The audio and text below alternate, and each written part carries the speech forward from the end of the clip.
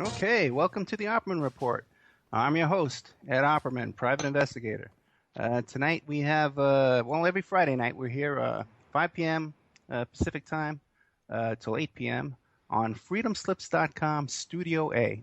And we're also going to start being covered too on Capricorn Radio on wakeradio.us. And always you can find our previous shows on our YouTube channel, the Opperman Report YouTube channel. Okay. Tonight, we're going to get right into it. We have with us tonight, where's my notes? Here we go. Mr. Stephen Jimenez, who's the author of the book of Matt, Hidden Truths About the Murder of Matthew Shepard. And Stephen's a fascinating guy. He's been in an investigative journalist for years and years and years, many, many awards. He's a 2012 Norman Mailer Notification Fellow, and has written and produced programs for ABC News, 2020, Dan Rather Reports, Nova, Fox, Court TV, and others. His accolades include the Writers Guild of America Award, the Mongerson Award for Investigative Reporting, and an Emmy, and several fellowships at the Ucross Foundation in Wyoming.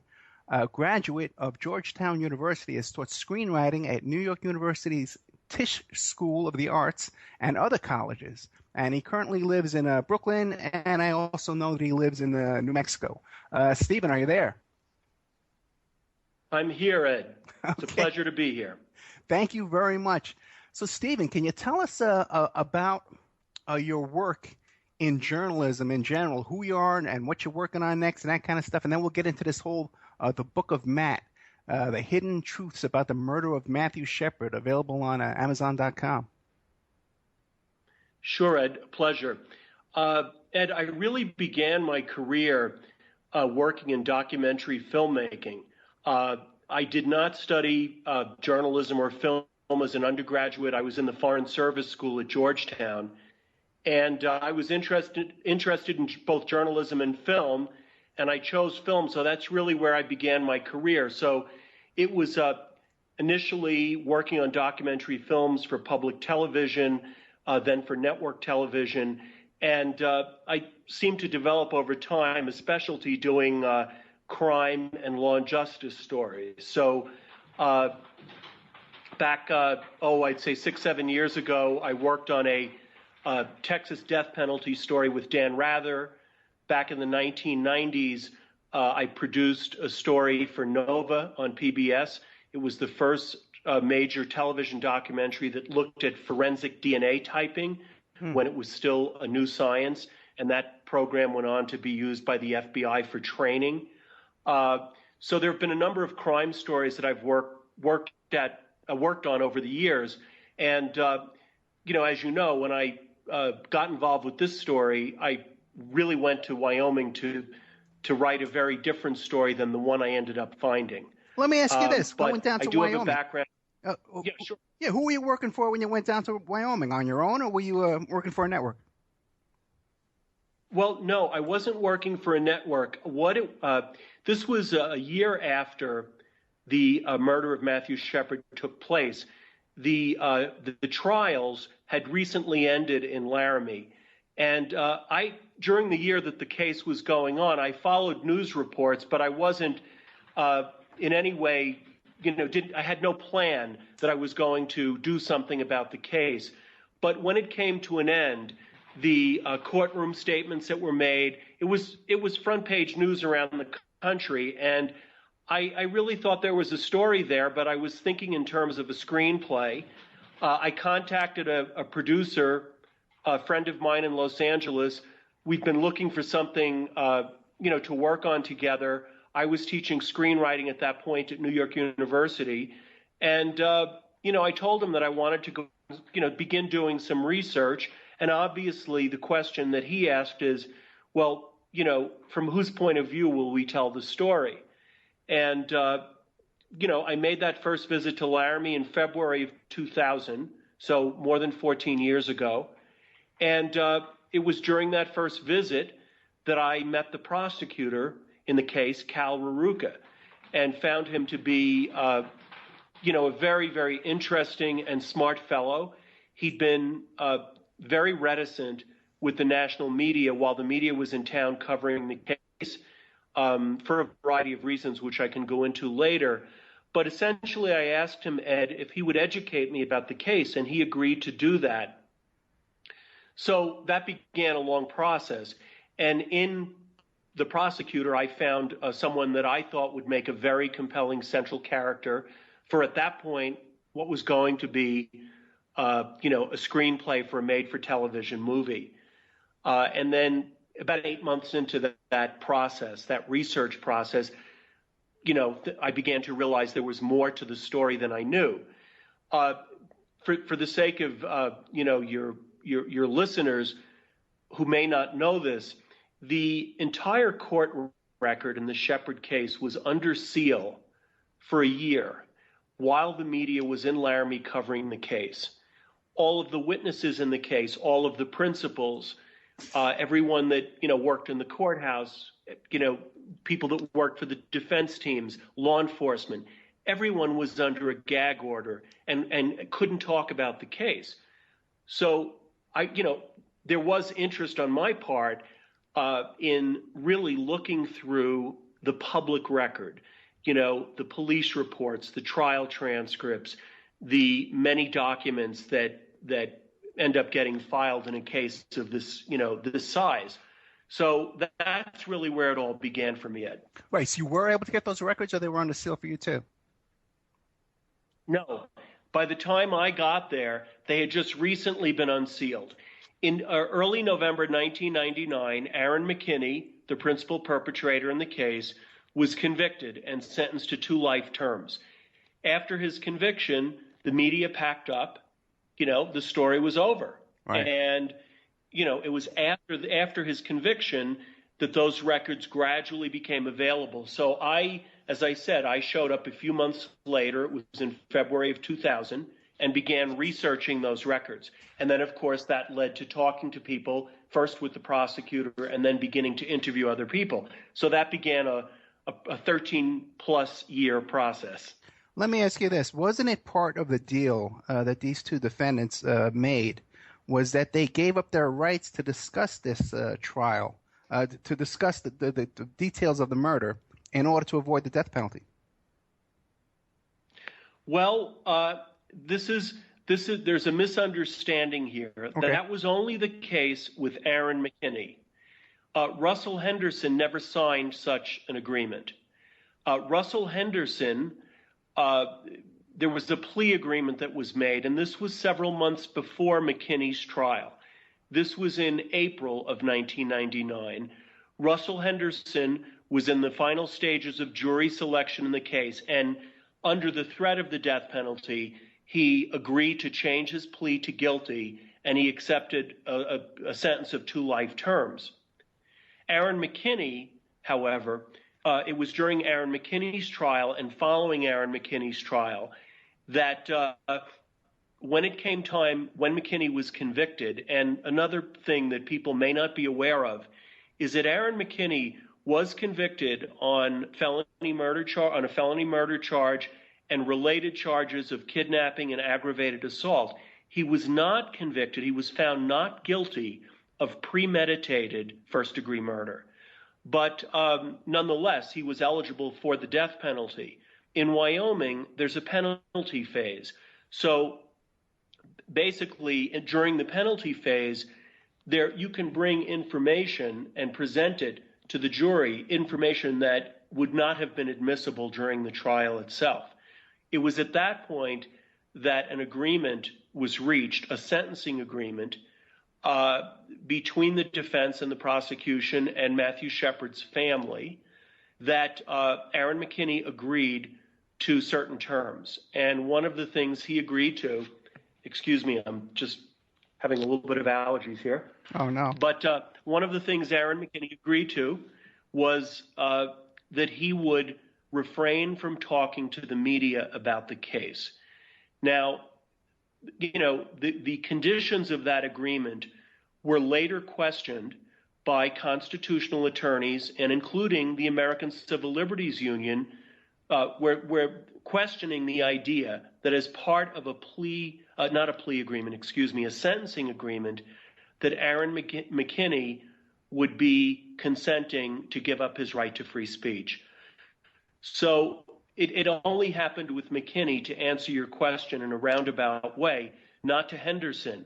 So I was aware of that agreement and, sought out advice and ultimately felt that it was in the public interest for people to hear McKinney's side of the story. And, I went even and spoke with the prosecutor, who I'd gotten to know quite well. And, I certainly didn't want to bring legal problems on myself. And he said that he would not object as long as, Aaron McKinney was not being paid money. And I said, of course, he's not going to be paid money. So that's how that happened. Well, it would appear, though, that trying to silence these guys would fall in line with your theory of the case and the information that you've uncovered. You know what I'm getting at? I sure do, Ed, and I think that there's truth to what you're saying.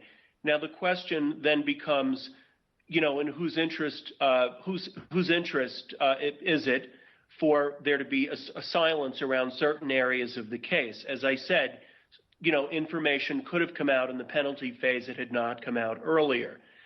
One of the items in the book that has been discussed quite a bit is the personal relationship that existed between Matthew Shepard and Aaron McKinney, his killer. And that is something that was never brought out before. It was never brought out in a single news report at the time. It did not come out during the trials. Really, the first time that was brought up was in 2004 in a 1-hour story that I did for ABC News 2020 that took a second look at the case. And in that report, and then of course I go, there's quite a bit more in the book. There are a number of sources, named sources, who acknowledge that they had socialized with Aaron McKinney and Matthew Shepard together. So that really alters significantly the accepted public narrative at the time. And just to remind your listeners, when this crime occurred, this was in October of 1998. The story was that Aaron McKinney and Russell Henderson, sort of characterized as a pair of, homophobic rednecks, walked into a bar in Laramie, and they saw Matthew Shepard, who, was well dressed, appeared to have money, and was obviously gay. And they decided to target him because he was gay. And that was, and then essentially they lured him out of the bar because he was gay and proceeded to beat him to death for that reason. And what I did, as part of the research, Ed, was I traced all the different iterations of that story.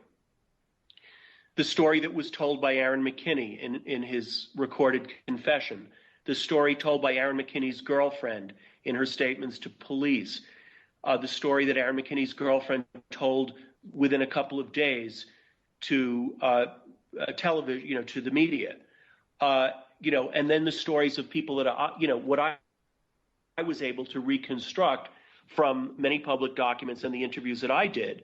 And that initial narrative was simply false. And, at the beginning of the book, I use a few short excerpts from the major news media, including the New York Times, the Boston Globe, the Denver Post, Time, Newsweek, and give you a picture of how coherent the view was of what happened to Matthew Shepard on the night he left the bar with these two men.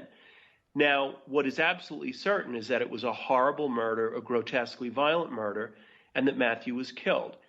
And, and I say this in interviews all the time, nothing we learn about the murder excuses this, horrific act of violence. But the circumstances around the murder, the motives, were far more complicated than the public was led to believe, and many people understand even today. Oh, yeah, I would totally agree with you. And I remember following the case on Court TV daily and chatting about it on the Court TV message board daily when the trial was going on. And in my personal experience, I've seen that when these big media events come to town with all these big satellite trucks and they take over all the parking, they take over all the restaurants and the bars and all the hotel rooms, that these guys come into town with a storyline in mind. And they kind of create the story, and it's been my opinion that they kind of not control, but they influence these major trials that go on. And you see it more and more today with cases like Jodi Arias and these big trials, Casey Anthony. Yes. Right. Now, what do you think about that real quick? Well, I think now, let me just take you back, in this case, to the prosecutor. He argued, and successfully, to keep cameras out of the courtroom because, the memories of O.J. were too familiar, and he just said, we're not going to have a media circus. Now, when this case began, and he had a reason to believe this, Ed, the initial indictment, the media there were so many reporters in the courtroom, the judge was sitting on his bench hyperventilating with all of the boom mics surrounding him. The prosecutor described to me reporters under his desk in the courtroom. And so there was a sense very, very quickly. Now, we're talking about before Matthew Shepard. This was a few days before Matthew Shepard died, okay? Matthew Shepard was still alive in the hospital. So at this point, the pending charges were attempted murder. They weren't even murder yet. And you're absolutely right. People descended on Laramie. The prosecutor, I use his quote in the book, he said, every time they returned to town for the various trial proceedings, he said it was like a swarm of locusts. Yeah. And people in town, because right away listen, you're in the news business as well, and you want to interview the mayor, you want to interview the chief of police, you want to interview all the big shot lawyers in town. So everybody there knows what the storyline that is required. They know what they have to say to get on TV. So everyone just kind of goes along with it as well. But I've seen in these guys. I'm here in Vegas, Yes. and when we had the O.J. trial here, it was just amazing. They just took over, and this is a big town. So I can imagine down there in Laramie. Okay, so now where did this whole version that it was a hate crime, a homosexual gay bashing hate crime, where did that initiate? Okay, well, it began with two friends of Matthew Shepard, Alex Trout and Walt Bolden. Walt Bolden had been a friend of Matthew since Matthew was 15. He was then teaching at the University of Wyoming in Laramie. Alex Trout was a younger man about Matthew's age, both of them gay. And Walt Bolden received a call from Matthew's father, Dennis Shepard, in Saudi Arabia with the news, because Dennis Shepard had gotten news from the hospital in Laramie that Matthew had been seriously injured, that a horrific beating had taken place.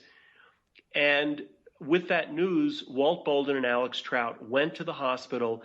Very quickly, they moved Matthew from Laramie to Fort Collins, Colorado, where they had better hospital equipment. So at the hospital in Fort Collins, Alex Trout and Walt Bolden began calling, they called some media and called gay organizations in Wyoming and Colorado. They called a particular friend of Matthew at the Casper Star-Tribune, which is the town where Matthew grew up. And this got picked up very quickly by the Associated Press, and the story went out very quickly. Ed, I'm just going to go back for a minute to something you were bringing up a moment ago about these other cases and how fast something can take off and when the media descends on a town. Right.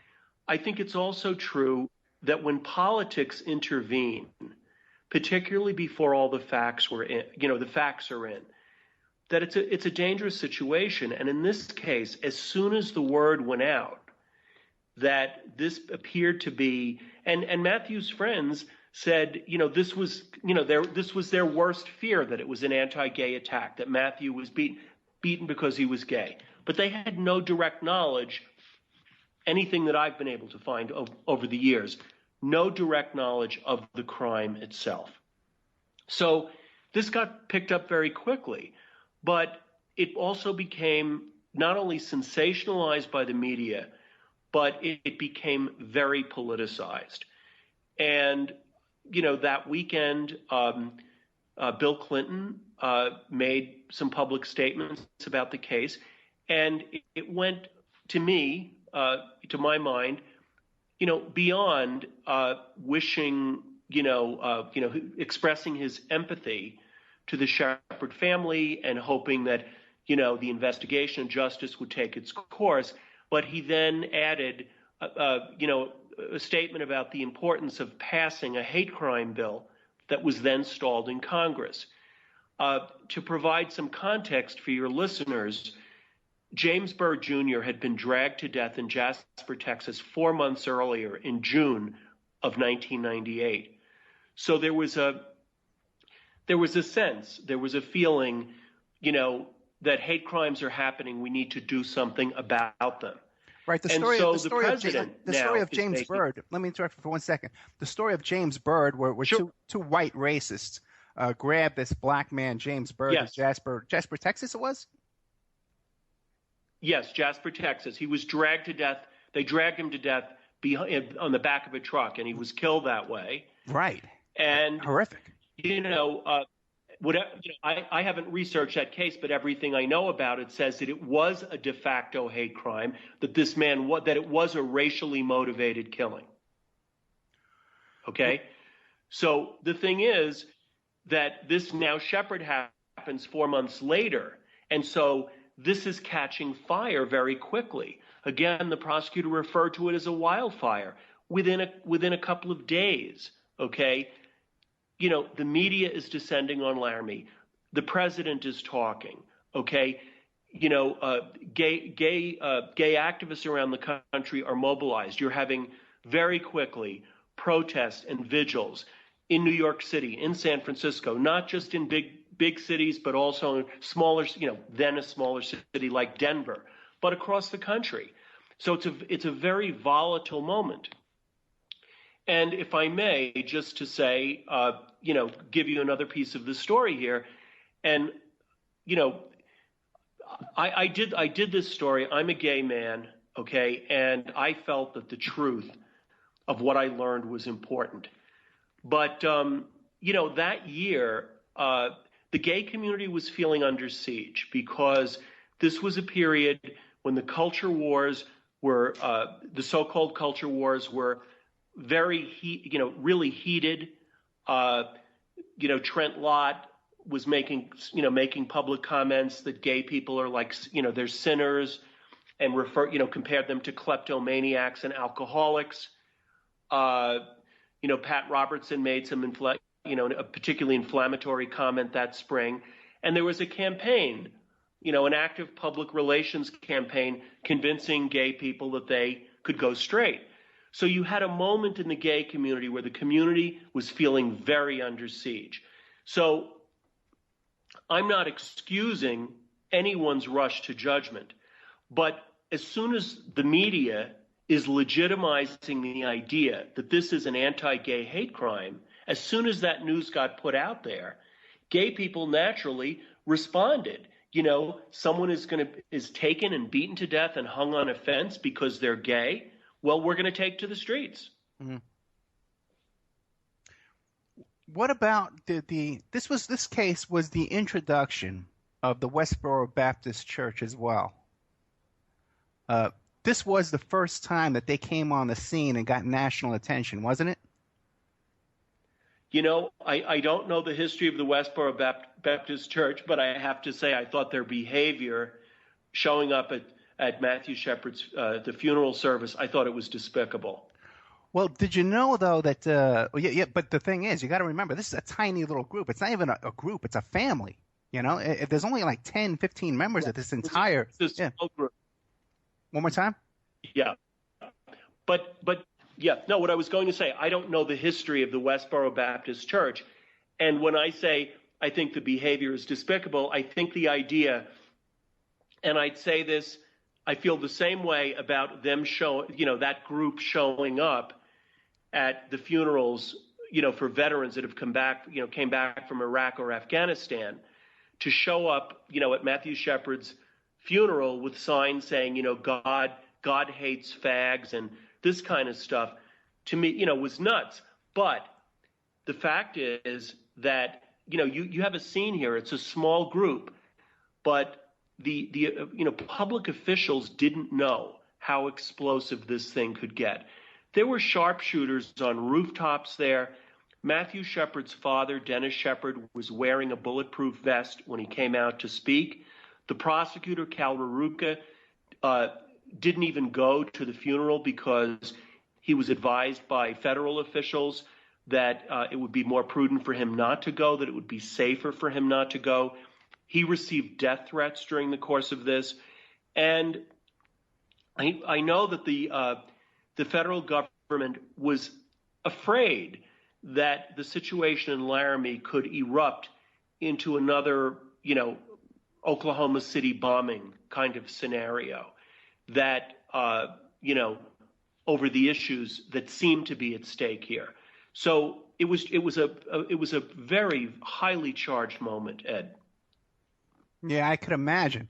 But it just seems to me, though, that this group, this obscure group, as racist as they are, as homophobic as as evil as they are, was elevated to a national exposure. And I'm sure, and now everybody knows who they are now. And we've kind of like given them all this credibility and all this exposure and all this attention and free publicity. I guess I'm doing it myself right now by mentioning them. But I think that they would have fallen away into obscurity if not given the publicity that they were given in these movies that you see that were made about this case. And that's just a little personal gripe Ed, you're probably right. Yeah. Yeah. Ed, you're probably right. And if it were not this case, he would have looked for another publicity opportunity to deliver his message, had it not been Matthew Shepard. I agree with you that his role was blown way out of proportion. It was a small group. Right. Not a large group. But there were other people out there. For example, someone did fire a gun into the prosecutor's home one night. And as I said, there were death threats. We got our break coming up. We got our first break coming up. Sure. So we're here with fascinating Stephen Jimenez, author of The Book of Matt, Hidden Truths About the Murder of Matthew Shepard.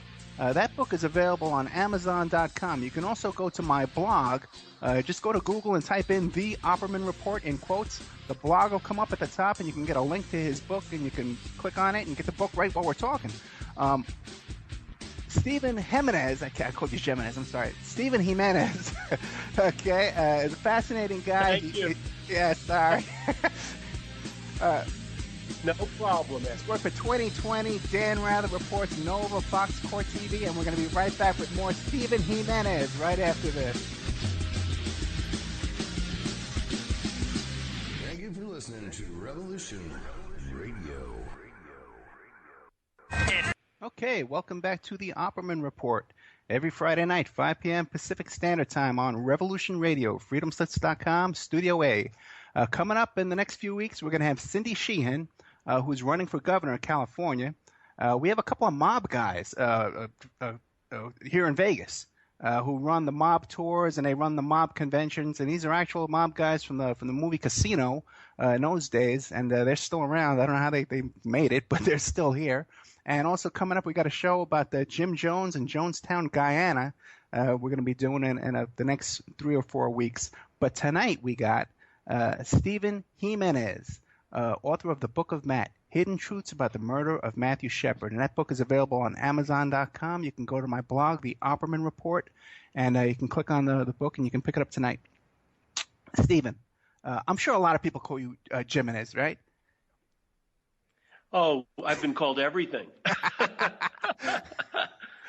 Because I'm from New York as well. I'm from first the Bronx, then Staten Island, and and back there, I think we always said Okay, Jimenez. so I'm from Brooklyn. We don't have to worry about what we call each other. Yeah, there you go. What part of Brooklyn you from?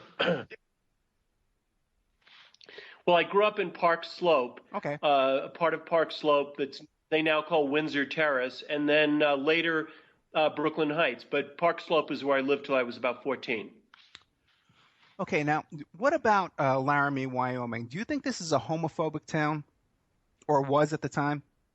No, I do not.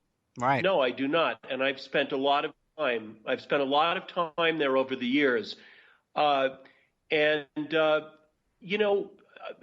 Laramie's a college town. Laramie is no more homophobic, Ed, than any other community or city in the country. Homophobia is something it's the behavior of an individual. It's not a town is homophobic. And I think it's an unfortunate thing. I hear from, I've made some good friends in Laramie, and they tell me to this day, they'll go on a vacation and, they'll tell someone where they're from. They could be in another country, and they'll say, they're from Wyoming, from Laramie. The immediate association is hate crime. That's right. Yeah, that's right. That's one of the points. That's really why I wanted to bring on the show, because I've known about a lot of this. Okay, I had friends in Laramie during the time of this trial who were telling me, Ed, this is not a homophobic town. We live and let live. I believe at the time that Matthew Shepard was at the University of Wyoming that there were two gay groups there at the school that were, had plenty of members, and I think they had a newspaper as well. And as you mentioned, he had a bunch of gay. Yeah. He was active in a student group on campus, and also the bar where he met up with Aaron McKinney and Russell Henderson that night was a bar that some gay people in town went to. The DJ that they all knew. There were gay people that went to that bar. I'm not saying that, homophobia doesn't exist in places. Surely it exists.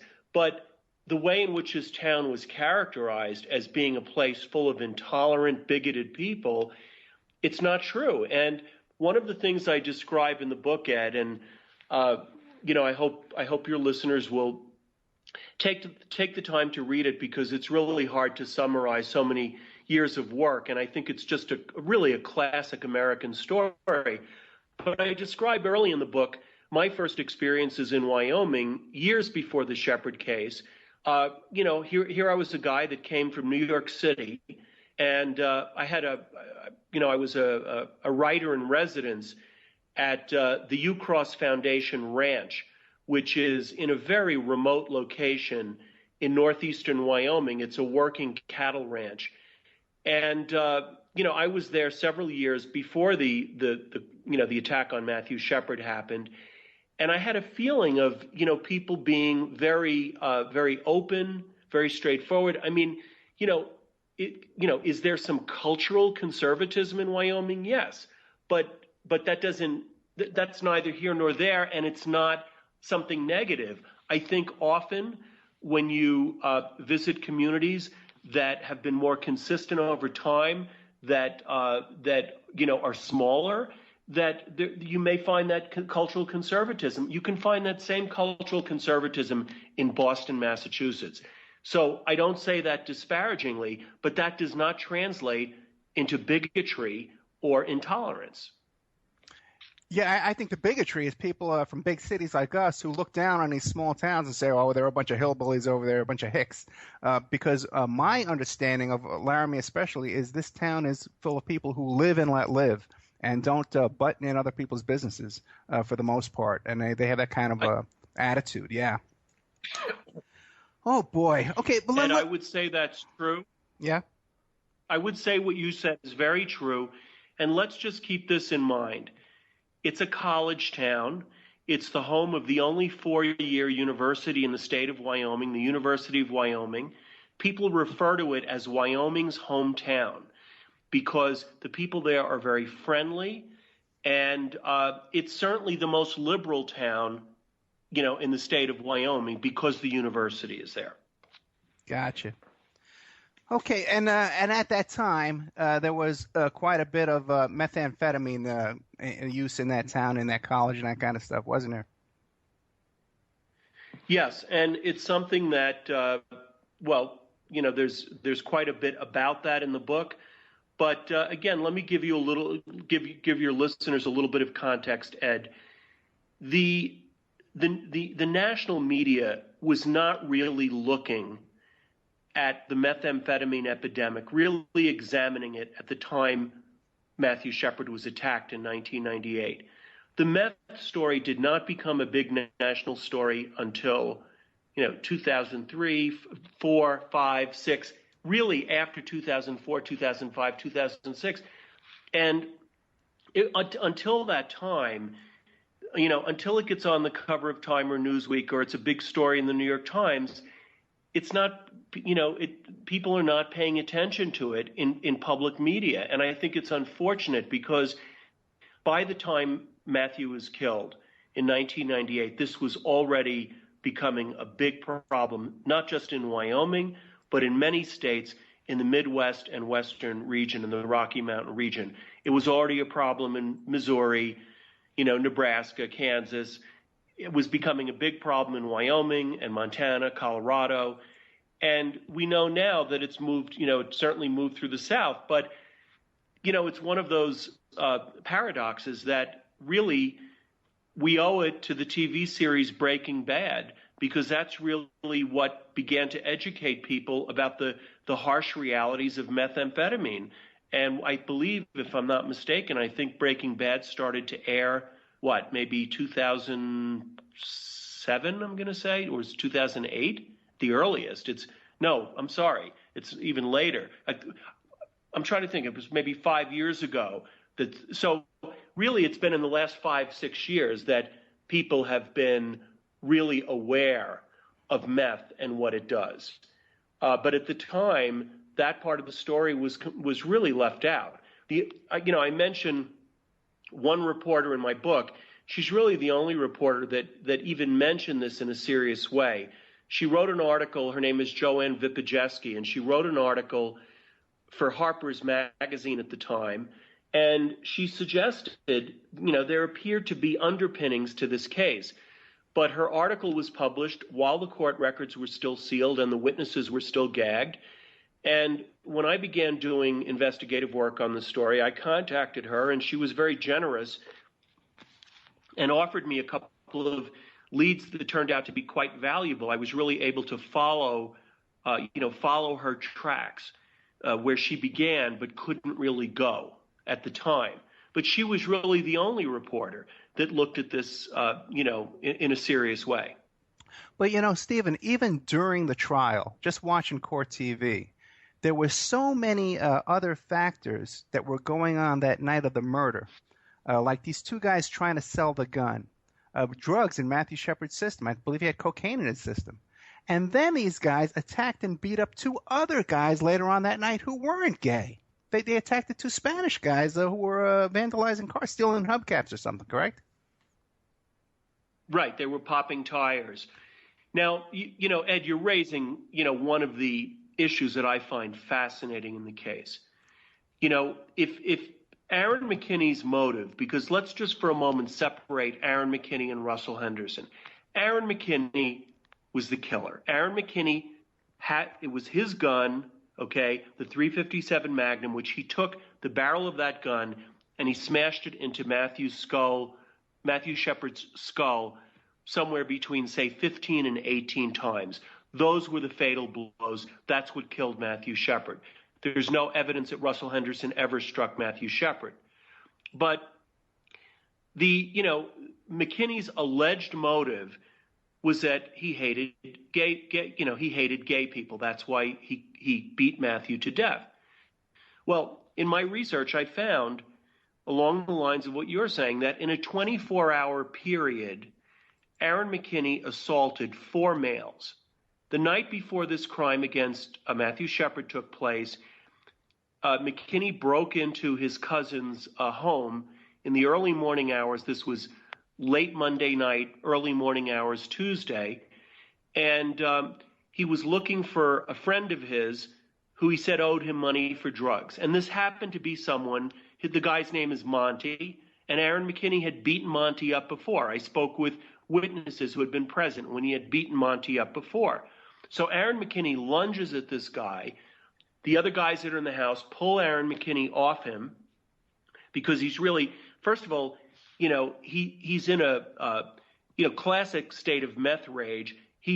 By the night he met up with Shepard, he'd been up on meth for 1 week straight. Okay, so they leave the bar with Matthew and they end up at the fence. And in the course of the beating, Russell Henderson tried to stop Aaron McKinney, and Aaron McKinney took the gun he was beating Shepard with and struck Russell Henderson across the face.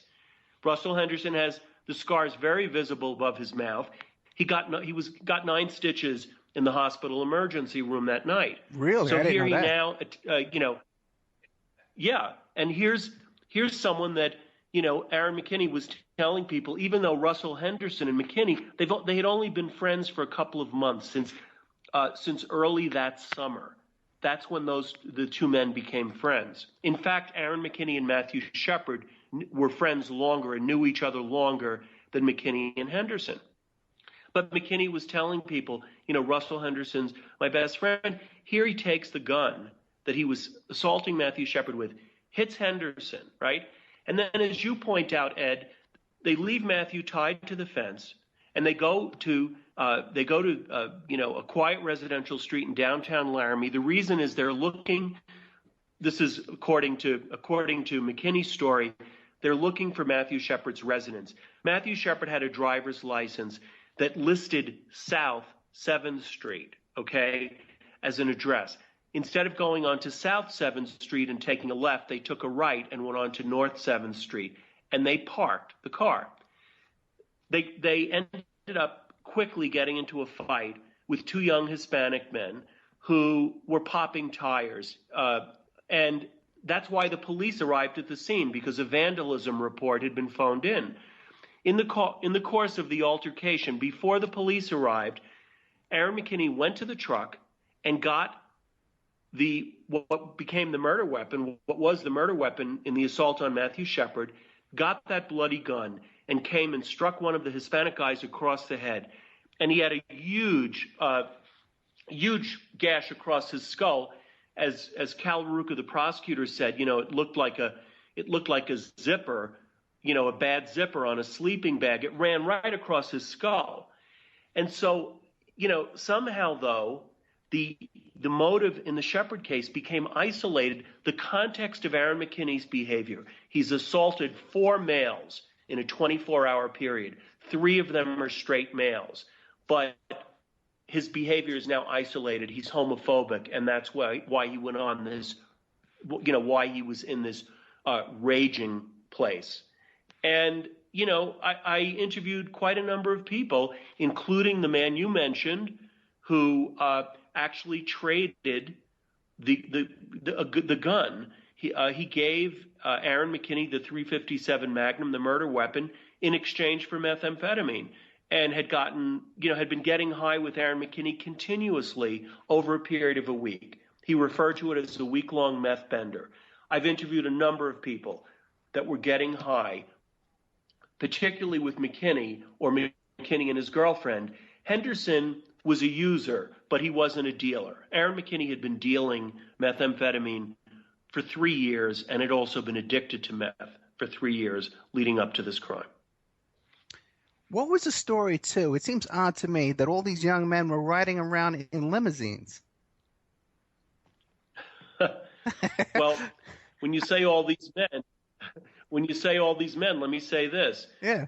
Matthew Shepard did hire limousines, and so did Aaron McKinney. If Russell Henderson went along, it was Aaron McKinney, because Aaron McKinney had been hiring those limousines long before he and Russell Henderson even became friends.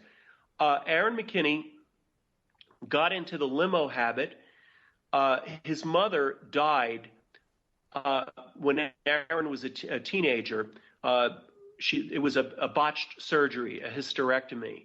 And so he was given a settlement of just under $100,000. And he was given that money and he went through it, wild and fast. Buying cars, drugs, jewelry, giving, lavish gifts to friends. And the rest he pissed away. And during that period of time, right, exactly, Ed. And during that time, he really enjoyed partying in the limousine. Right. As you know, the limousine driver and owner of the company, Doc's, it's called, at the time, it was called Doc's Class Act Limousine Service. Aaron McKinney, definitely hired Doc's limos. Matthew Shepard later, Matthew Shepard began hiring Doc's limos. And of course, that's a whole other story that I go into the book, and Doc's role here, which some of it is still a little shrouded in mystery. And I think some of it I really bring forward quite openly in the book. But when you ask about young men riding around in limousines, were these guys involved with selling drugs? Yes, they were. This meth was a drug that was not only moving through the parts of the country that I described to you, it was starting to become a big problem in, select urban gay enclaves. It began really with San Francisco, Los Angeles, and New York, but crystal meth abuse was already a problem in the Denver gay community in 1997 when Matthew was living there. So, the Friday night before this crime happened, just a few nights before the crime happened, Matthew, on one evening, spent over $1,100 on taking the limousine out just for a night dance. Yes, just on a night to a dance club. So now wait a minute, see, because now so those are like New York limo rates, man, like $50, $60 an hour back in the 94? Well, no, I'd have to go back and look at the book to see what the hourly rate was. But remember, the dance club was in Fort Collins, Colorado. So you're going from Laramie, Wyoming, right? Right. And you're taking a ride that, we're talking probably an hour and a half ride by the time you get there. And then you're going to spend a few hours in the club and the limousine's going to wait for you. And on that particular evening, Matthew invited a bunch of friends to go have breakfast. So then they all went to breakfast, and they included Doc, the limousine driver, for breakfast. And then after that, they drove back to Laramie and arrived back to Laramie in the early morning hours. So, he had the limousine out for a lot of hours. When I did Matthew Shepard, did he have any other source of income? He wasn't working at that time. His parents supported him. So he did get money from his parents who were living in Saudi Arabia. And no other source of income that I know of, Ed. But his parents researched it pretty thoroughly. His parents must have had some kind of substantial income or wealth if they were living in Saudi Arabia, because it's expensive to live there for Americans. Do we know how much money they were sending him every month? I don't know the exact amount, but he was certainly all his needs as far as school, clothing, food, and those kinds of things were taken care of. But one of the things I go into in great detail in the book is some of the people Matthew fell in with while he was living in Denver before he moved to Laramie in the summer of 1998. A few of the people had grown up in Laramie and moved back and forth between Denver and Laramie. It's a drive of, less than 2.5 hours. And it was a group of, people that used meth, partied together, and also sold meth. And they moved meth, back and forth. They had a route, and they brought meth from Denver to Laramie. And this was a group of people with whom Matthew was associated. Gotcha. Now, has McKinney or Henderson ever come right out and said, yeah, this was we were torturing Matthew to find out where the meth was? Well, first of all, Aaron McKinney has never acknowledged that he knew Matthew Shepard prior to the night of the crime.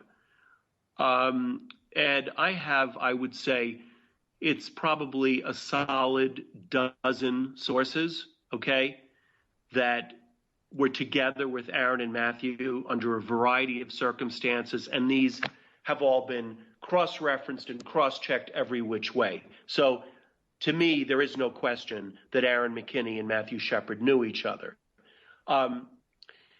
Certainly, they've acknowledged to me that what was really going on that night was that Aaron McKinney was after 6 ounces of meth, that this was a shipment, and newly arrived drugs due to come into town that night. And, in the book, I trace that shipment of 6 ounces was being handled by the group of friends Matthew had from Denver, and it was the 6 ounces that Aaron McKinney was after that night. The 6 ounces, which had a street value of over $10,000, which Aaron McKinney, who owed money to his 2 main drug suppliers, he owed money to his drug suppliers, hadn't paid his rent yet. He had a live-in girlfriend at home and a four-month-old son, and was really and add to that being up on meth for a week. So he saw the 6 ounces of meth as a solution to his problems. So that was what they were after that night, was the 6 ounces. Okay, we got a break coming up. This is the long break I was telling you about. We're here with Stephen Jimenez. The Book of Matt, Hidden Truths About the Murder of Matthew Shepard. We'll be right back after this. You can pick up that book at Amazon.com on my blog, The Opperman Report. So right after this, we'll be back with more. Stephen Jimenez, author of The Book of Matt, Hidden Truths About the Murder of Matthew Shepard. Welcome back to the Opperman Report. I'm your host, private investigator Ed Opperman, and I just want to remind everybody that this is freedomslips.com is a listener-sponsored radio station. We take no corporate sponsorship, so if you like what you're hearing and you want to hear the truth, here's a story 14 years plus has been kept in the dark, but here we're coming out with it tonight, the story of Matthew Shepard and the truth about his death and his murder, which you won't hear anywhere else. So if you want to hear this kind of stuff here, you got to go to freedomslips.com, click on the donate button, and donate and support the show. So we're here tonight with Stephen Jimenez, author of The Book of Matt, Hidden Truths About the Murder of Matthew Shepard. Now, that book's available on Amazon.com, and it's also, you can go to my website, my blog, The Opperman Report, and you can click on the button there. You can pick it up tonight. Now, Stephen, we were talking about Doc, the limo driver, and stuff like that. Now, and where did these guys come up with the money to be running around in these limousines in this small town in Laramie, Wyoming, which just seemed odd to me from the start. So now, what did Doc ever say to you about drug dealing with this bunch, or where they got their money from? Yeah, and Ed, how's the sound there? Real good. Okay. Yeah, really good. Yeah, I've got the earphones. Okay, much better. Good. I've done many interviews with Doc, and there were things early on that he wouldn't talk about that gradually over time he said more and more. But he was always very, very careful not to say anything that could, make him liable in terms of any kind of, legal fashion. But Doc, Doc knew certainly that, when he had people that hired the limousines, that they could be involved in, not just alcohol use, but drug use in the limos. But he just said, my job, because they wanted to have privacy in the back of the limousine, and I just essentially looked the other way. That's what he has always said.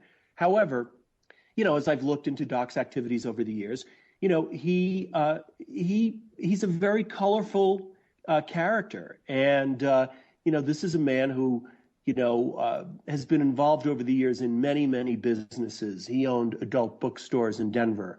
He had, he brought strippers up to Wyoming and had a club up in Basel, where he lives, which is about 18 miles north of Laramie.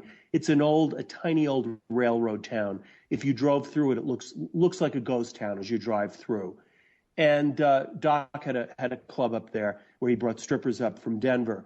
So he has a very colorful past, okay? And he's acknowledged a lot about his own history, that he had been involved, as a young man with porn films and as a hustler, has acknowledged certainly that he had sexual involvement with Aaron McKinney, the killer. Really? And other things. But it really took a long time for Doc to open up. But it's interesting that he's someone that everyone has been fascinated with, because he is in some ways a mystery figure. I will say that as far as, thinking that Doc had any direct involvement in the murder, my conclusion on that was no. And certainly that was, what the prosecutor believes as well. But was he involved in nefarious activities? Did he, was he a bit of a Wyoming outlaw? Absolutely. Okay, I got no problem with that. But now you're saying that Doc actually had sex with McKinney. Absolutely. It's in the book. And this is told not only from the point of view of Doc, but there was a threesome, a sometime girlfriend of Doc, a woman by the name of Stephanie, who there was a whole group of people partying one night, a couple of women, Doc O'Connor, Aaron McKinney, Matthew Shepard, the limousine. They partied in town outside a bar. They stopped at a motel where Aaron McKinney was then living with his girlfriend, Kristen Price. Confuse that for a moment with Russell Henderson's girlfriend. Russell Henderson and Chastity Pasley were with them very briefly, but they left and went home that night. And Aaron McKinney and his girlfriend were fighting because Aaron McKinney wanted to stay out partying that night. Well, it turned into an all-night party. Began in the limo, and then they went back to Doc's place in Basler. And there are a variety of activities that went on. That was one of the occasions that night when Aaron McKinney was sexually involved with Doc O'Connor, which is detailed in my book, and it was in the ABC News 2020 piece I did. I go into this more in the book than we did in the ABC News piece. And the point here is not, to be salacious, but to look at what was the real relationship of the parties here. How were they really involved on a human level? And on, this particular party, there are two named sources in the book, two women who were in the limousine that night, who went to Doc's place that night, and their stories, one of them appeared on camera in the 2020 story, and there's a second one that we filmed, but it was not in the final story. Both women are in the book and are named, and their stories match up exactly in terms of what went on that night, what they saw. And so, for people to say, one of the charges that's been lobbed at me over and over again is, there are so many unnamed sources. Well, there are many named sources in the book. There are 112 named individuals that I spoke with for the book. And these two women that I'm describing right now, they're named. There are a few instances where, when I was talking with people that were still involved in illegal activities or people still working in law enforcement, where they would only talk with me on the condition of anonymity, that I not use their name. But no, there's ample evidence as far as the pre-existing friendship and relationship between Aaron McKinney and Matthew Shepard. Now, but what about, is there any evidence of a sexual relationship between McKinney and Shepard? Oh, yes, absolutely. That there quite a bit. There's a source that, I've introduced for the first time in the book, a young man by the name of Ted Henson. And he was a friend of Matthew. He met Matthew years before this crime occurred. He was someone that they had dated, they were friends. They took vacations together. He, in the book, I go into detail about previous encounters between Aaron McKinney and Matthew Shepard. And in one instance, a threesome in which Ted Henson was also involved. But Ted Henson spoke about, meeting. He and Matthew were at a Denver bar. This was the year before the crime happened, when he was at a bar with Matthew, when Aaron McKinney was at that same bar with Doc O'Connor in Denver. Now, what about also in the book? Yeah. Did the police investigate this? Please. Like the two women in the back of the limo? Did the police talk to these people, or just you? No, they did not. And again, it's one of the pieces that I look into, the discrepancies between, the discrepancies in certain aspects of the police investigation. They were really looking, to build a case, to build a case ultimately around, felony murder, and the murder committed in the course of, a robbery.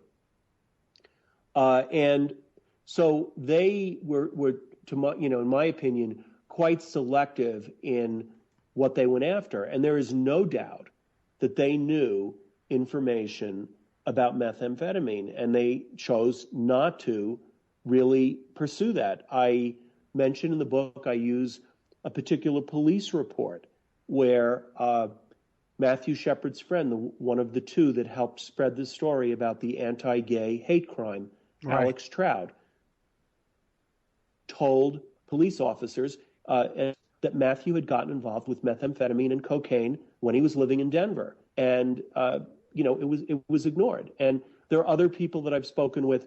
Let me mention that when I did a book event in Laramie in February, there was the family that owned at the time the Fireside Bar, where all of these guys met up.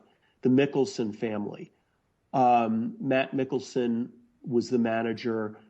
His parents came out that evening. His brother may have come, although I didn't talk with him. But anyway, they were quoted in the newspaper the next day saying to the reporter for the Laramie Boomerang, "We knew this at the time when it happened. When the police first came around questioning at the bar, we told them these guys are all involved with meth and this was about drugs. They said they didn't want to hear that at the time. And they went in a different direction here." But wait a second, but I really can't blame the cops, because look, here they had this big giant media machine with this sympathetic victim, that he was a gay bashed victim, murdered because of sexual preference. Why would they want to dirty up their victim by saying he was a drug involved in drugs when they had it on a silver platter?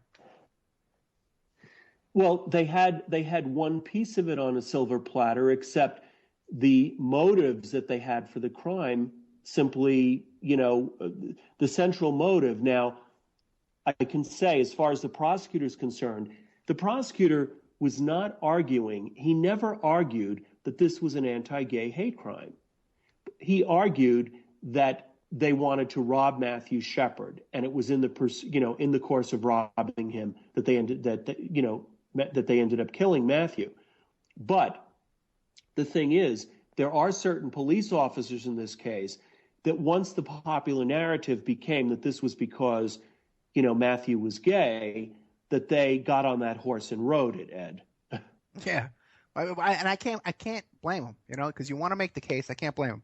But now, even though at the time... But what about once...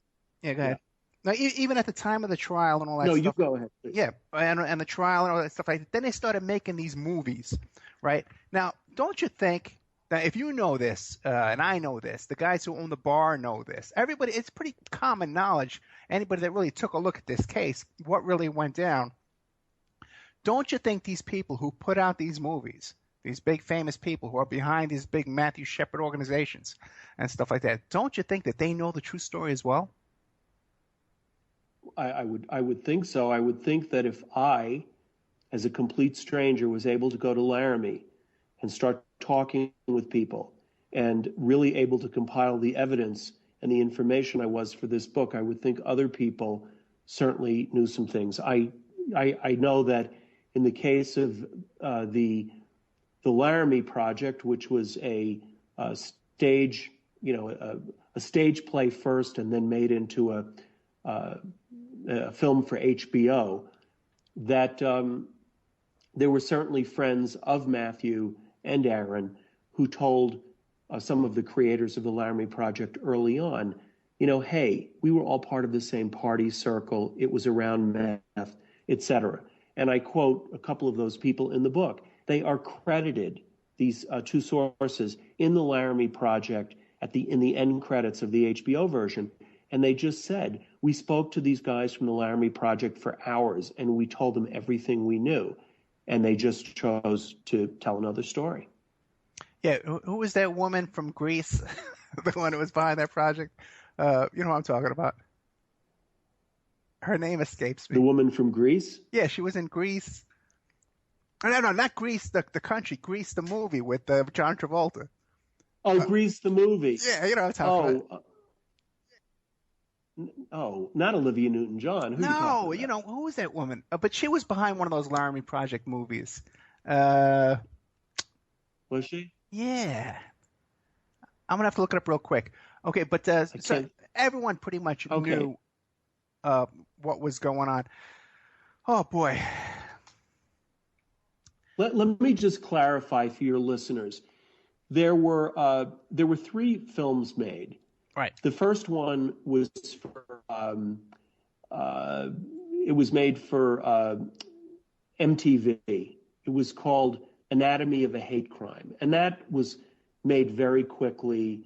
No additional research trying to find out anything. So there were a lot of inaccuracies in that. And then the stage play, The Laramie Project, was done. Ultimately, that was done for HBO. Then there was a film that was made for NBC through Goldie Hawn's company called The Matthew Shepard Story. And that was one, the Matthew's family cooperated with that one. So there were 3 films made. And of course, there have been many documentaries and many, many magazine articles and other things. There's a film, I have not seen it, that's come out recently, a documentary. And I imagine the things will continue to come out. I'm happy to say that the Book of Matt is the first major nonfiction examination of this case. There have been a couple of memoirs, people that knew Matthew. There have been tributes to him. There's poetry has been written. There have been many things. But there was almost a taboo around this case. Right. That this is sacred territory. You're not supposed to go here. And one reason I decided to go there, Ed, is because Matthew Shepard was a human being. And when a crime like this happens, and you know this, I mean, you've been involved in, doing all kinds of forensic investigations for years. There are human factors involved, human complexities. And in this case, there was a lot about the case that was misunderstood.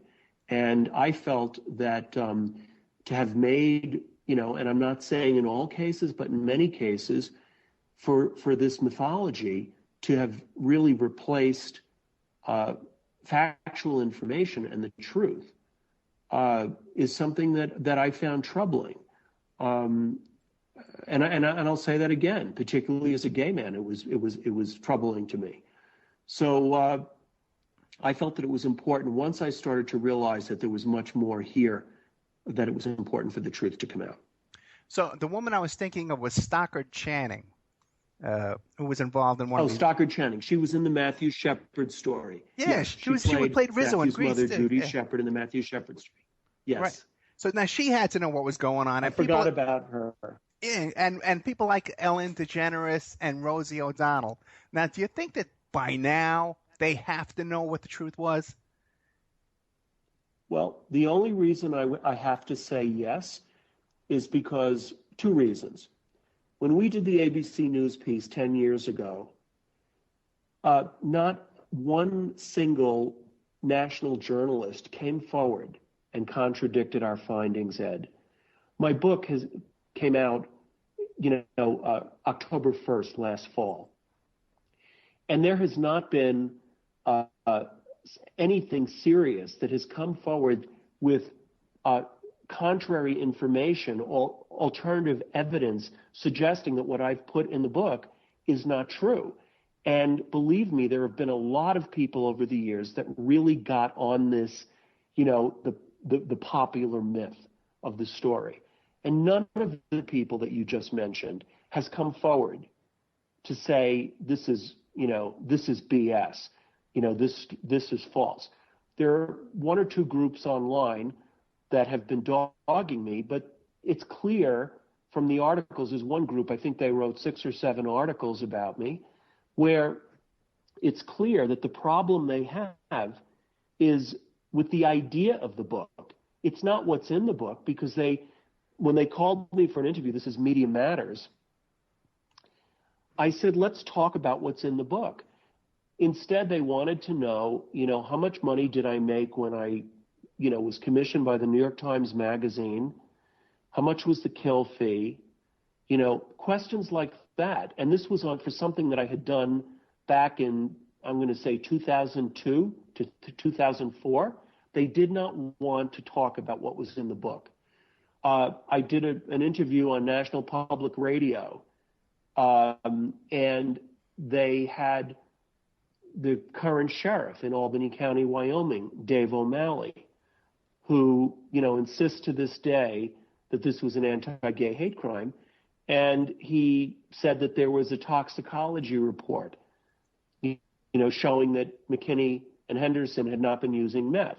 Well, I've been researching this case and investigating it for 14 years, and I've never seen such a toxicology report. The prosecutor, who I've known also now for 14 years, has never spoken with me about a toxicology report. And 2 of the lead law enforcement officers in the case, Ben Fritzen and Flint Waters, also never mentioned a toxicology report. National Public Radio asked the sheriff to produce the toxicology report, and he didn't. I think that says something. Well, since that accusation, have you gone back to your friend, the prosecutor, and said, hey, is there a toxicology report? I probably had that conversation with him. I'm trying to think, Ed, if I even raised that question with him, because I've raised so many issues after traveling to 34 cities. But certainly, he's never said there's a toxicology report. I can say that with certainty. That there was a toxicology report done on McKinney and Henderson that would have been anything that would be of an admissible nature? No. Now, let me just say this, because I think this can be confusing to listeners, is that methamphetamine is an interesting drug. It's one of those drugs that, the sooner you test for it, the better, okay? So if they had tested McKinney and Henderson the day after this crime happened, great. If they tested them 2 or 3 or 4 days later, bad. And it would, with the passage of time, it becomes less and less reliable, okay? So what I want to say to you is there was not a toxicology report in the entire public record that was unsealed. There was not, in anything the prosecutor ever showed me, there was never a toxicology report. The prosecutor is also on the record stating that methamphetamine was central to this case, and the prosecutor has stated if Aaron McKinney had not become involved with methamphetamine, Matthew Shepard would be alive. That says an awful lot, Ed, from the prosecutor. As far as, he's quoted extensively in my book talking about the fact that Aaron McKinney was out of his mind on meth at the time this crime happened. So a non-existent toxicology report that to this day no one has been able to ever produce, to me says absolutely nothing.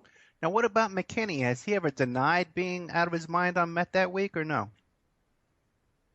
Oh, no. He has acknowledged that completely. He has acknowledged that, and in the book, I trace day by day, leading up to the night of the crime, what his activities were. On the weekend,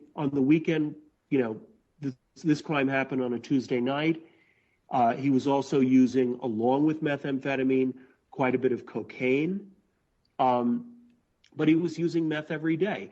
There's courtroom testimony by one of his coworkers that he was using meth on the morning of the attack on Shepard.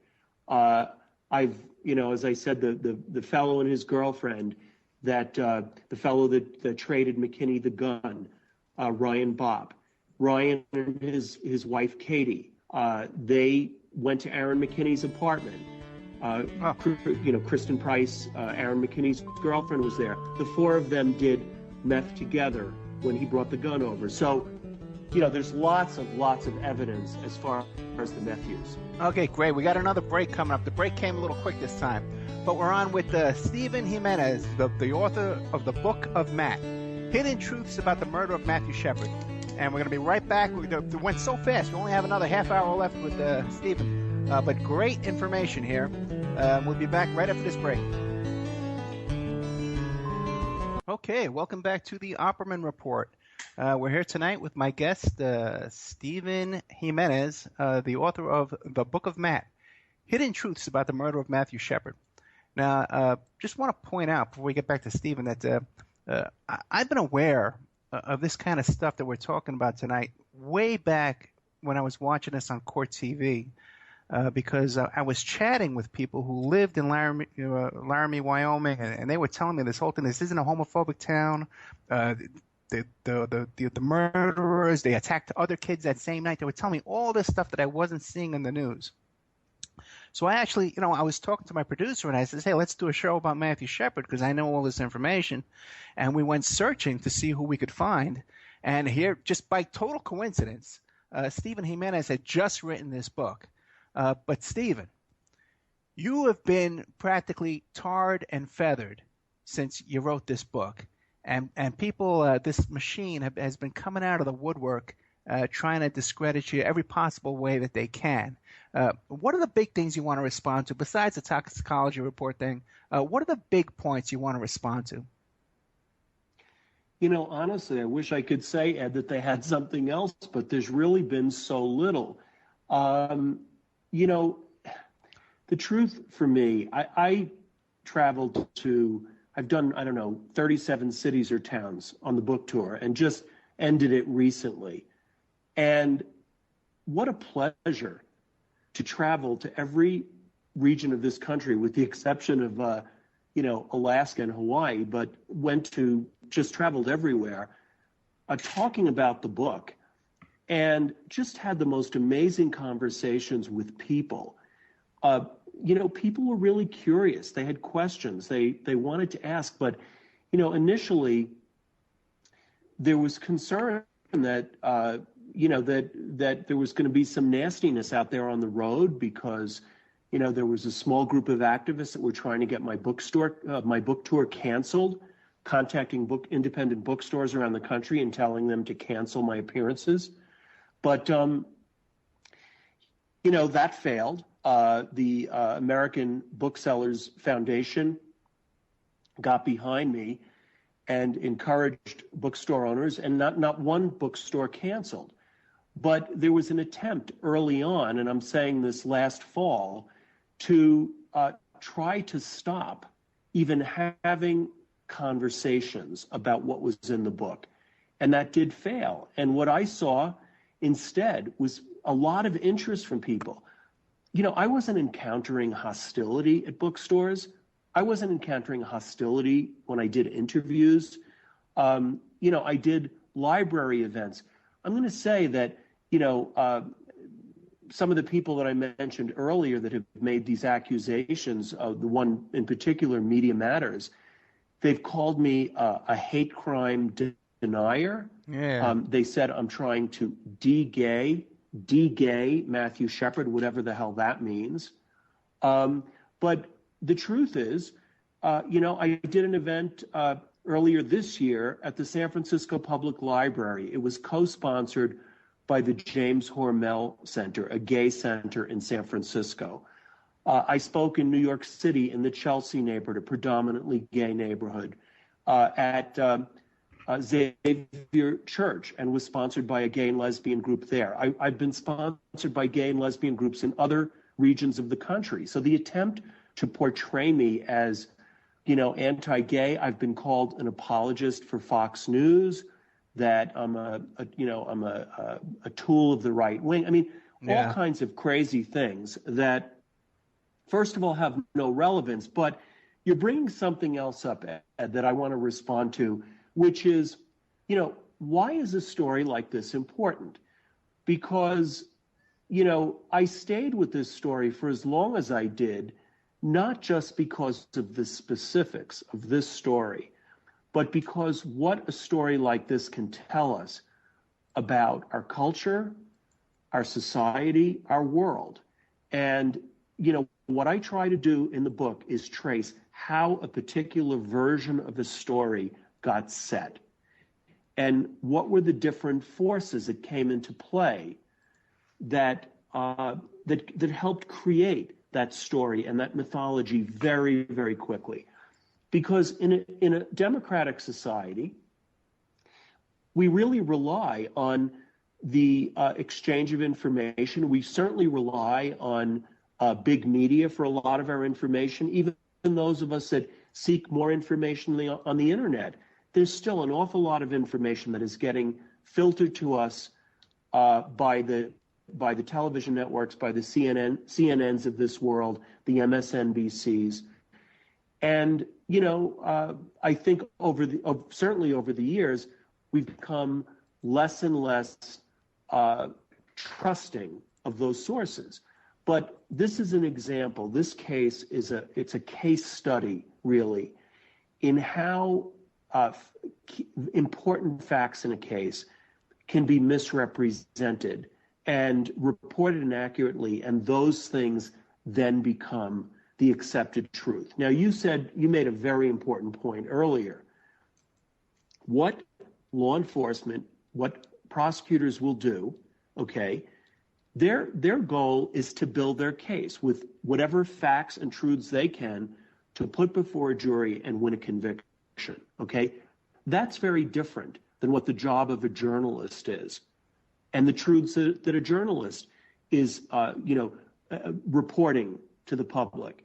And I think sometimes there's a confusion between the two. People have said to me, well, the prosecutor in this case, why didn't he say this and that early on? And I tell people, because his concern was a mistrial. He saw that the media became very big, very fast in the case. And he knew that an offhanded comment by someone in law enforcement, someone in the courthouse, to the media, and the whole case just could have blown up. So I don't fault him for that, nor do I fault him for fighting to keep cameras out of the courtroom. But again, I just say, let's look at what can we learn from a case like this about the misrepresentations, about everything, from the fact that Laramie is an intolerant, hateful community. The story that Matthew was crucified to the fence like Jesus. That simply did not happen.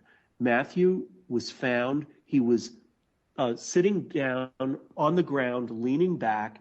His hands were tied behind his back to the fence post, but he was not standing up, hanging on the fence. Vanity Fair published a story called "The Crucifixion of Matthew Shepard." I remember an illustration in the Philadelphia Inquirer showing, a pen drawing of a young man, literally hanging on a fence like Jesus. Yeah. That did not happen. But I think that it's important to look at a case like this and see how many things, how many inaccuracies and misrepresentations there can be. With Trayvon Martin, I'm no expert on the Trayvon Martin case, and I don't pretend to be one, but I think that it was unfortunate that President Obama was making comments about the case before the jury had a chance to evaluate the information and what was presented at trial and look at that. Again, I'm not commenting on the facts of the case. I'm saying, if we believe in our justice system, if we believe in our laws, can we let a case unfold without tainting public judgment early on? And in the case of Matthew Shepard, there is no doubt in my mind that this case was highly politicized before police had done any kind of a thorough investigation and looked into this. If we could look at that side of this case. So there are many, many aspects. I've spoken in interviews and I haven't said very much today, but I think the role of Russell Henderson in this case was grossly misunderstood. And I mentioned in the book how many main news organizations, it was always McKinney and Henderson, or Henderson and McKinney jointly beat Matthew to death. And that's not what happened. And there is no evidence that Russell Henderson ever had a reason or a motive to inflict any physical harm on Matthew Shepard. Was he guilty for his role as an accomplice in what he thought was going to be a robbery? Absolutely. But there's no evidence at all that he knew Matthew Shepard before that night, and he was unaware of Aaron McKinney's previous association and relationship with Matthew Shepard. So there are many things. That certainly was one that was big. I've, been interviewing McKinney and Henderson. I started interviewing them in 2002. And I stay in touch with Russell Henderson. And I'm happy to report that this is a fellow who he started serving his 2 life terms at age 21 in 1999. So he's now served 15 years in prison, and his prison record is spotless. He, has just completed his first 2 years of college in prison with straight A's, has held a job down, no record of any kind of offenses in prison. That says something. So, the rush to judgment about 2 homophobic rednecks motivated because they, hated gay people, I think that kind of a narrative, it cheapens our life as Americans when we can't look at the complexities of what a case is really about. Boy, I cannot agree with you more, and I agree with you again about the Trayvon Martin case. And it comes back to the same thing, because it started out the same way. It was one of those HLN hosts. I forget her name right now, but she put the hood on and she held up the Skittles and the iced tea, and she says, "This is why this kid was murdered." And you have that image in your head. And so how do you feel seeing this nowadays? Because it's gotten 10 times worse as it was back with the Matthew Shepard. On Shepard case. Yeah, yes. Right. And night after night after night after night, the prosecutors and these lawyers on HLN hammering away at the defendant, actually, I believe, tampering with the jury and destroying public opinion. Ed, I'm disgusted by it. Yeah. I'm utterly disgusted by it. It's one of the reasons I stuck with this story for as long as I did, because I felt that it was an important object lesson to look at all the complexities. The two fellows, I'm not saying they're bad, okay? But the 2 friends of Matthew that told this story, what were their motives and their need to do it? One of them, I know, had been very involved with meth himself. He'd become addicted to methamphetamine, okay? He knew Matthew was really involved with methamphetamine. He knew some of that story, okay? But these are 2 guys that helped spread this story nationally. It was very revealing that these were 2 longtime friends of Matthew, and the Shepard family did not want them in St. Mark's Church for the funeral service. Whoa! What? I've been reading a lot of your story this week. Yeah, and I had my suspicions about that. Okay, and that piqued my interest when I read that, because they had a motivation to steer the investigation in a different direction. Well, and human motives. You go back to Greek tragedy, or you go to Shakespeare, human motives are very complicated, okay? And let's talk for a moment about Bill Clinton, okay? Okay. This happened smack in the middle of the Monica Lewinsky scandal. The week before Matthew Shepard was attacked was the week that Kenneth Starr, they released, I think it was 4,000 pages of the transcripts of the Monica Lewinsky Linda Tripp tapes, okay? The week of the attack on Shepard was the week that the House of Representatives took the vote for a full impeachment inquiry of Bill Clinton, and there were a number of Democrats that voted in favor of that. So Bill Clinton was clinging to his presidency at this moment in time, okay? Now, I'm not going to read into Bill Clinton's mind, but I know enough about politics, Ed, and so do you know, that when you're in a crisis, you're going to shore up all of your key constituencies. You are going to show the country that you're a leader, that you have an empathetic heart, that you care about the people, whatever opportunities are going to present themselves. I hate to sound cynical here, but Bill Clinton is a human being. He had motives just like Matthew's two friends had motives, just like Aaron McKinney had motives for not acknowledging certain things. Aaron McKinney, he was the low guy on the totem pole. There were drug suppliers that Aaron McKinney that were higher on the drug dealing food chain than Aaron McKinney. He knew that if he went to prison and he was viewed as a snitch and he was ratting people out, that would be very dangerous for him. So what I'm trying to do as a writer with this story and other work that I do is let's look at the complexities that exist and motives and the factors that come into play, because there are many of them. And that goes from the President of the United States, okay, to some of the Hollywood people that you mentioned earlier. It goes to some of the media people, the national media that covered this story. It goes to some of the police officers in Laramie who might have had their own reasons for keeping quiet about this. The methamphetamine problem was already there in Laramie, okay? But this became a very, very big problem. It grew to 70% of crime in Wyoming was being attributed to methamphetamine. So you have a very big cast of characters. You mentioned Doc O'Connor, the limousine driver. And there are many other characters that I introduce in the book, real life people with their own motives. Doc O'Connor had his own motives for telling partial truths. Kristen Price, Aaron McKinney's girlfriend, why did she start saying that this was because Matthew Shepard made a sexual advance against Aaron McKinney and Russell Henderson in the bar?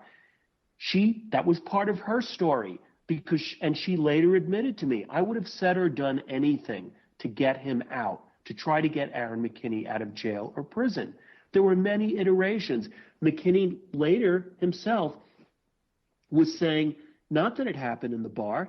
He said they left the bar because Matthew Shepard asked him for a ride home, that he didn't get upset until they were in the vehicle at the other end of town when Matthew Shepard reached over and grabbed his leg. So Aaron McKinney himself had many different versions of the story, okay? But, when I really started to talk to the people that knew, and even Aaron himself has acknowledged to me the extent of his use, his dealing. I know some of the suppliers he was involved with. I know the drug cohorts he had in the town. And this has been backed up for me and confirmed by law enforcement. I mean, really? Ben Fritzen is an officer. Ben Fritzen is an officer. He's a lieutenant in Laramie today running the county jail. Ben Fritzen had investigated Aaron McKinney and his other friends and cohorts for meth-related offenses. Okay, so this is not information that people could not have gotten, that the media could not have gotten had they spent the time going and really talking with people and doing some digging. But as you said, when you mentioned Trayvon Martin, you have this very graphic tabloid story, okay, with very clear-cut picture of who the victim is and who the perpetrators are. And they come from two different sides of the tracks. You've got the so-called, and I'm using this, in quotation marks, the trailer trash coming from one side, and then on the other side there's Matthew Shepard, gentle, fair-haired, speaks 3 languages, went to boarding school in Switzerland. There was a very black and white picture of this story that was presented to the country and to the world. Wow. I just want to tell people, too, that in this book, it's written almost as like a novel from the first person viewpoint. And it's just a gripping story throughout. And it's a great read, even if you're not interested in the story, because there's so many colorful characters throughout the whole thing. Real quick, can you tell that story about when you were interviewing one of the witnesses at the truck stop and how the other drug dealers came and kind of tried to pin you in? Sure. What happened is there was a source, someone that knew Aaron McKinney pretty well, who was a player that night, okay? Because there was, people knew about this shipment that was supposed to come in, and several different people had hands in it. Well, anyway, I had interviewed this source a couple of times previously while he was incarcerated, but he had gotten out, and he was now working in the oil fields. And I went to meet him. I mean, I took the precaution of having a friend come just because it was in a distant place, but I didn't think I was getting set up because I had interviewed this guy twice before, but he was incarcerated then. Anyway, I got in, it was at a truck stop. I had a plan to meet him. He had set a different truck stop, and when I arrived there, he called me on my cell phone, and he changed the location to a different truck stop, which made me a little bit nervous. So I got to the second truck stop parking lot, and, he called me on my cell phone. I got into the car, and I sat down, and we started talking. And by this point, I had really gotten very deep into the meth stuff. And I said, I've learned more since the last time I saw you, and including, that Matthew himself had gotten involved, pretty seriously with meth. And the guy snarled at me and said, yeah, and he was trying to take stuff away from the rest of us. And, I was completely stunned, and I continued to talk for a minute to the guy. And what happened is, 2 vehicles backed in on both sides. One, on the passenger side where I was, and on the driver's side, kind of wedging us in. And when I saw what happened, I looked over and I saw the drivers in the 2 cars. I jumped out of the car, and ran because it was darker there. I wanted to get under some of the lights in the parking lot. And when I did that, the friend that was with me, who was parked in a vehicle across the parking lot, rang my phone really quickly and yelled, Steve, get out of there. They've set you up. And I knew it, but I was afraid that they would know that he was, where he was and everything. I said, I just said, just stay where you are. Don't let them see you. And I kept spinning around because I was afraid either, that they were going to, ram forward with the car, or maybe someone would shoot me.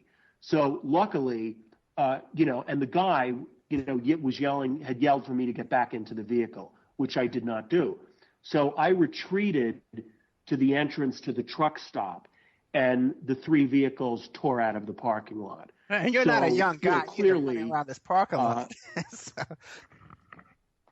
No. I mean, it was one of the moments that was really scary, and there were a few others. But, it was a story that I didn't know when I got into it. And as I said to you, I went to Laramie to write the story as we all believed it. The story of a clear-cut anti-gay hate crime, that this man, Matthew Shepard, was targeted because he was gay, okay? That's what drove this crime. I ended up finding out something, many other things. I never thought that methamphetamine was seriously involved with this. I had no idea that Matthew Shepard and Aaron McKinney knew each other and how they knew each other, that they had socialized together, that they had been intimate together. I knew none of that. Excuse me. That's okay. We only got a couple of minutes left. So what are you working on next? What can we look forward to? The big question. Well, I can tell you this. I like doing journalism and nonfiction work. and I will probably get started on my next book this summer. I'm doing a little bit of screenwriting just for a change of pace, and I'm not going to do another murder story, another crime story right away. I was with this one for a long time, and I will do another nonfiction book, but it's too early for me to tell you what it is. Maybe you'll have me back on with the next one. Oh no, anytime. Do you have any appearances coming up? I actually just finished my last appearance, and I'm not going to be doing any appearances until the fall. The paperback of the Book of Matt is coming out the first week in September, and it will have a new epilogue to the book. There have been some new sources that have come forward since the book came out. We began to hear from people on Facebook.